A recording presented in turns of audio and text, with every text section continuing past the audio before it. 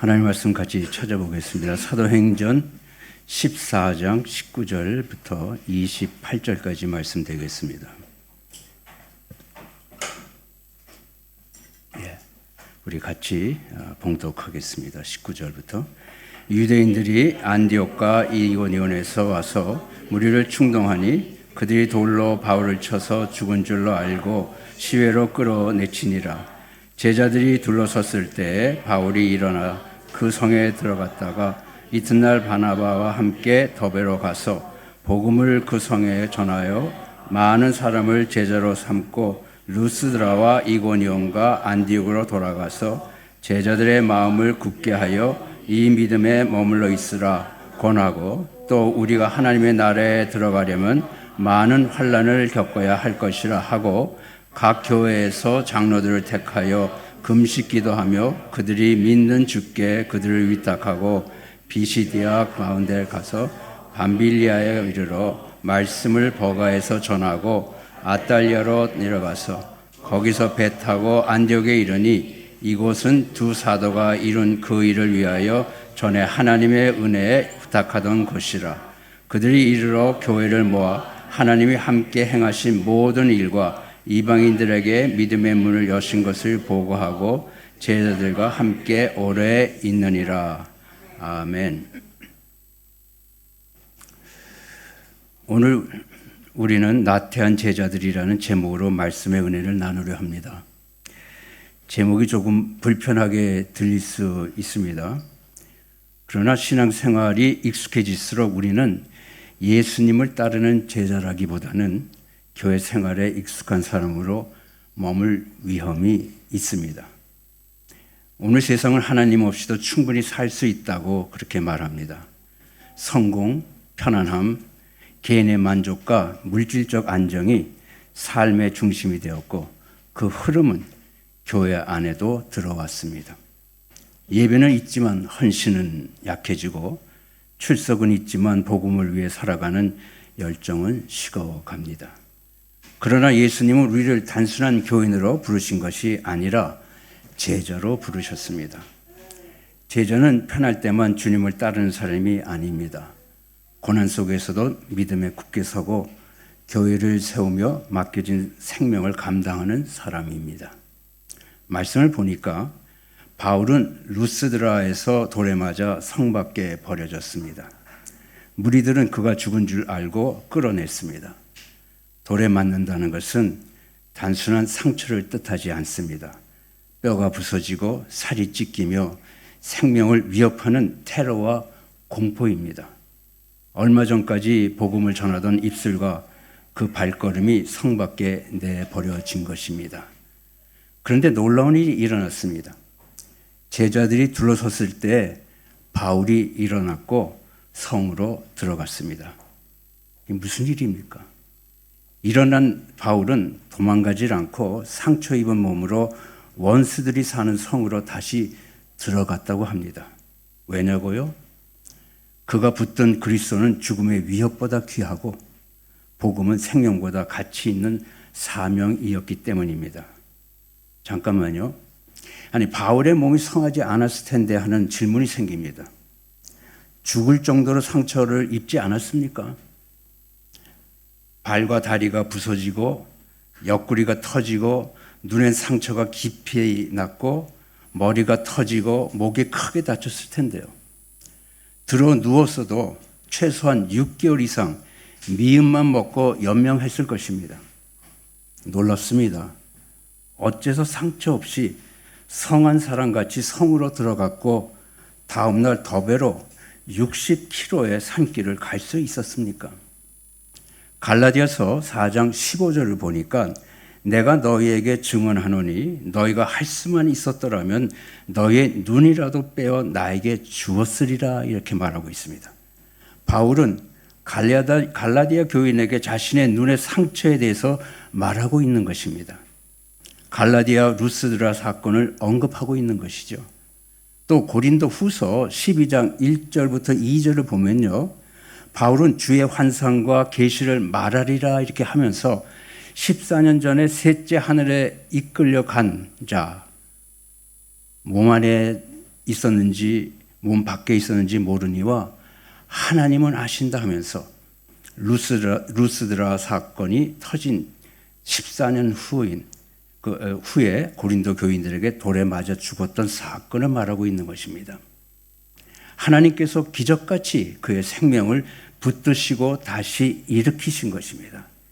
기적이 아니면 설명이 되지 않는 그런 사건이죠. 그런데 사도행전 기자는 이 기적을 강하게 어필하거나 호소하지 않고 그 대신 이 사건으로 인하여 그 지역에 복음이 힘차게 퍼지며 제자들이 모여들고 교회가 여기저기 생긴 것에 지목하고 있는 것입니다.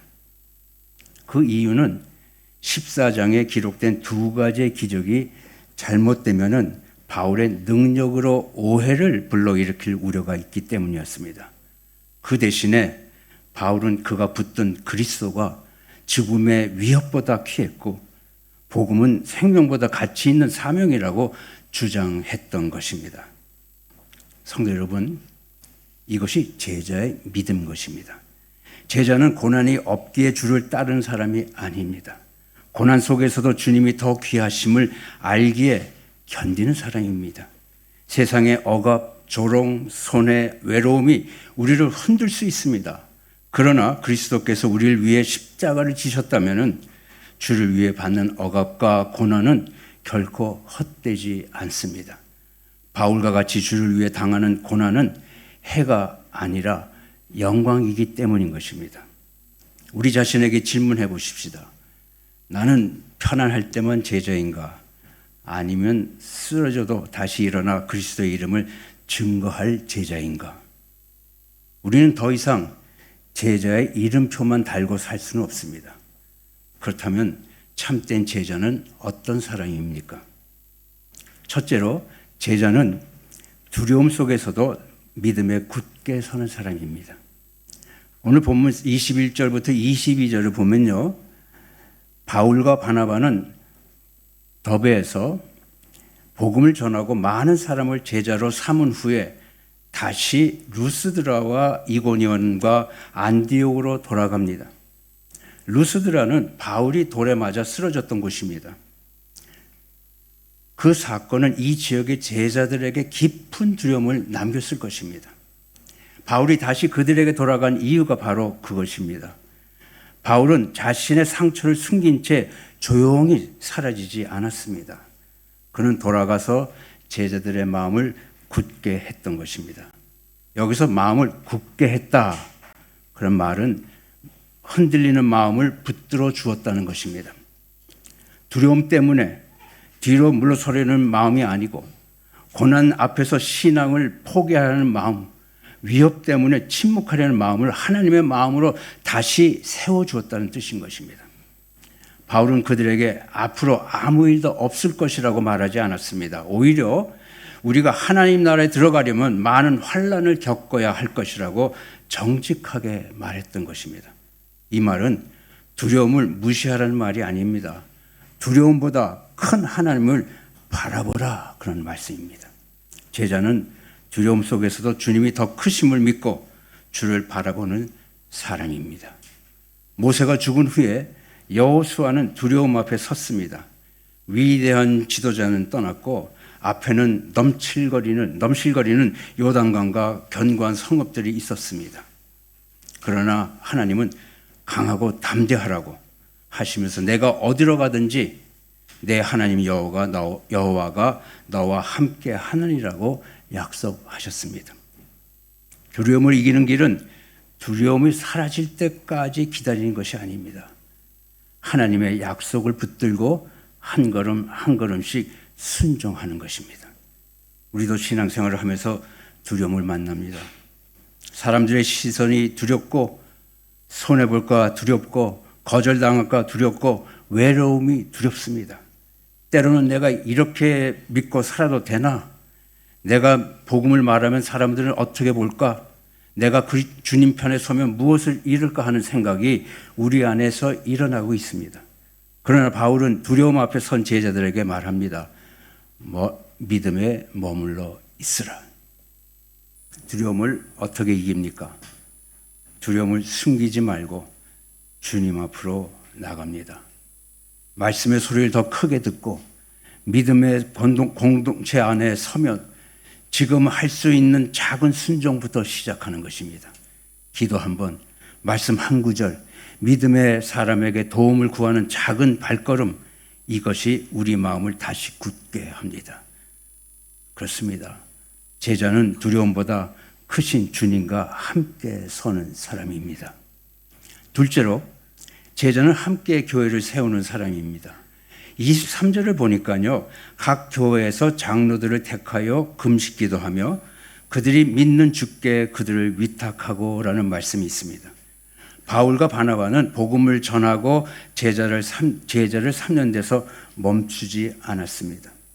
그들이 믿음 안에서 계속 자랄 수 있도록 교회를 세우고 장로들을 세우며 금식과 기도로 주님께 맡겼던 것입니다.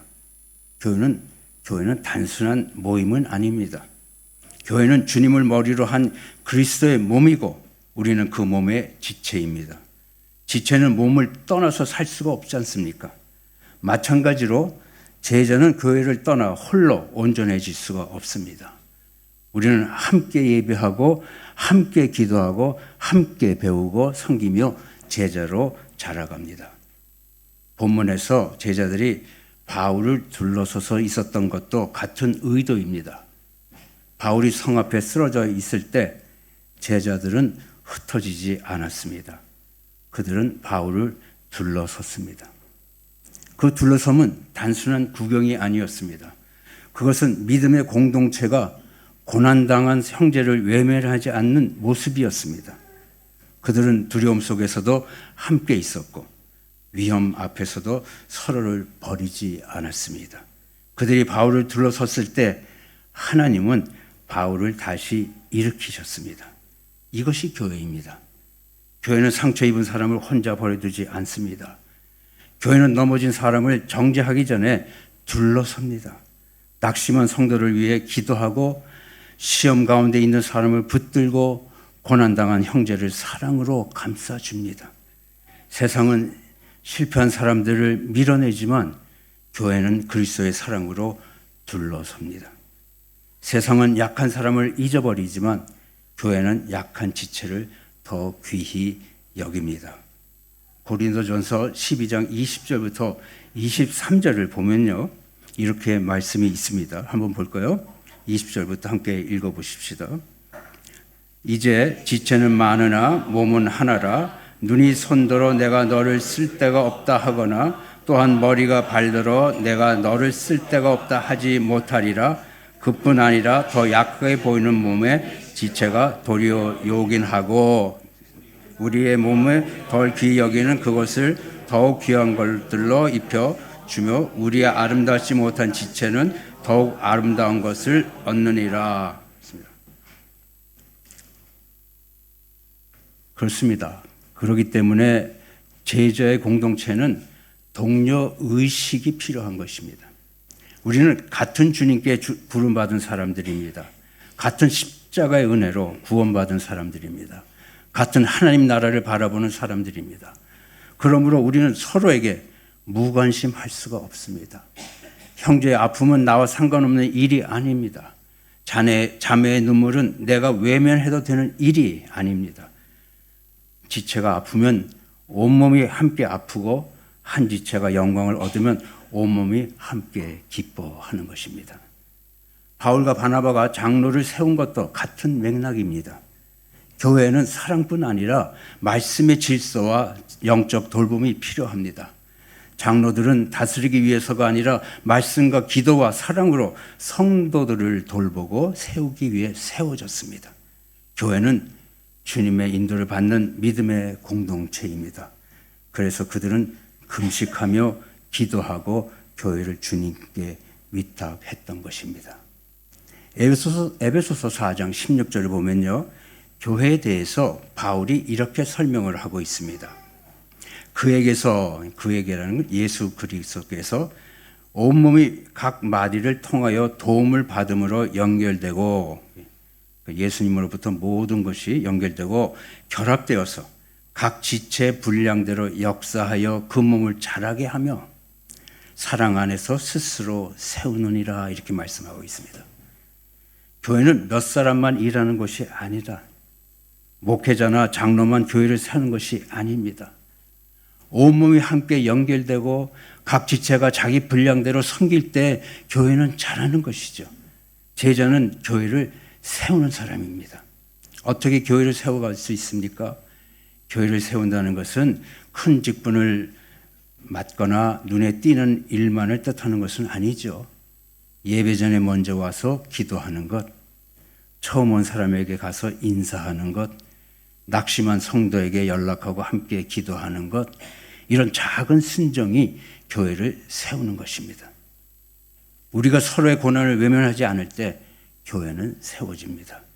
병든 성도를 위해 기도하고 어려운 성도를 조용히 돕고 슬픔 당한 가정과 함께 울며 시험 가운데 있는 사람을 포기하지 않는 것, 이것이 루스드라의 제자들이 바울을 둘러섰던 모습인 것이죠. 교회는 말로만 세워지지 않고 함께 둘러서는 사랑으로 세워집니다. 사랑하는 성도 여러분, 우리는 교회를 세우고 있습니까? 교회의 짐을 더하지는 않습니까? 누군가가 나를 섬기기를 기다리고 있지는 않습니까? 아닙니다. 먼저 섬기십시다. 작은 순종 하나가 한 사람을 살리고 한 사람을 세우는 사랑이 교회를 든든하게 만든다고 하지 않습니까? 우리도 루스드라의 제자들과 함께 둘러서십시다. 고난당한 형제 곁에 서고 흔들리는 성도를 위해 기도하십시다. 주께서 우리들에게 맡기신 교회를 사랑으로 세워가십시다. 이것이 제자의 길입니다. 제자는 함께 교회를 세우는 사람입니다. 세 번째로 제자는 사명을 등한히 하지 않는 사람입니다.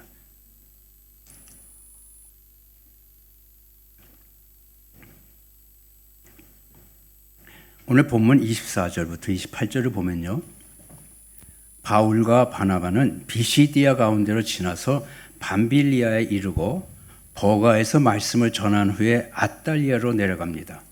그리고 마침내 안디옥에 돌아옵니다. 안디옥은 그들이 처음 선교를 위해서 파송받았던 교회입니다. 그들은 안디옥으로 돌아와서 교회 앞에서 하나님께서 자기들과 함께 행하신 모든 일과 이방인들에게 믿음의 문을 여신 것을 보고했습니다. 여기서 우리는 중요한 사실을 보게 됩니다. 바울과 바나바의 선교는 개인적인 모험이 아니었다. 그것은 교회가 함께 맡은 사명이었습니다. 교회는 그들을 하나님의 은혜에 부탁하면서 보냈고 그들은 돌아와서 하나님께서 하신 일을 교회에 보고했던 것입니다. 선교는 몇몇 특별한 사람만의 일이 아니라 교회 전체가 함께 감당해야 할 주의 사명인 것입니다. 제자는 믿음 안에서 교회를 세우며 주께서 맡기신 사명에 충성하는 자입니다. 그 사명은 우리 주 예수 그리스도께서 분명히 말씀하신 그런 지상 명령이죠. 마태복음 28장 19절 20절 여러분 잘 아시는 말씀입니다. 주님께서 그렇게 말씀하셨어요. 우리 함께 읽어볼까요? 그러므로 너희는 가서 모든 민족을 제자로 삼아 아버지와 아들과 성령의 이름으로 세례를 베풀고 내가 너희에게 분부한 모든 것을 가르쳐 지키게 하라 이렇게 말씀하십니다. 보세요. 주님은 가라고 하셨습니다. 단지 모여라 예배하라고만 하지 않으셨습니다. 가서 제자 삼으라고 이렇게 말씀하셨습니다. 본문의 말씀을 지상 대사명 Great Commission이라고 합니다. 그런데 이 사명 커미션에서 C를 빼면요 오미션이 됩니다. 곧 생략과 태만이 됩니다. 교회가 C 커미션 사명을 잃어버리면 지상 대사명은 지상 대태만 Great 오미션이 됩니다. 예배는 있지만 전도는 없고 모임은 있지만 제자 삼음은 없고 교회 생활은 있지만 복음의 사명에 무관심하고 우리는 결국 주의 명령을 무시하게 되는 겁니다. 사랑하는 성도 여러분, 교회는 복음을 전할 때 살아납니다. 물이 고이면 썩듯이 복음이 우리 안에만 머물면 교회는 자기 문제에 갇히게 됩니다. 사명이 사라진 자리에는 불평과 다툼이 생깁니다. 그러나 복음을 전하면 교회는 살아나고 제자 삼는 사명이 회복될 때 교회는 다시 하나님의 도구가 됩니다. 제자는 사명을 등한히 하지 않습니다. 우리는 주님께서 맡기신 복음을 붙들고 세상 속으로 나아가 또 다른 제자를 세우는 사람으로 살아가십시다. 할렐루야.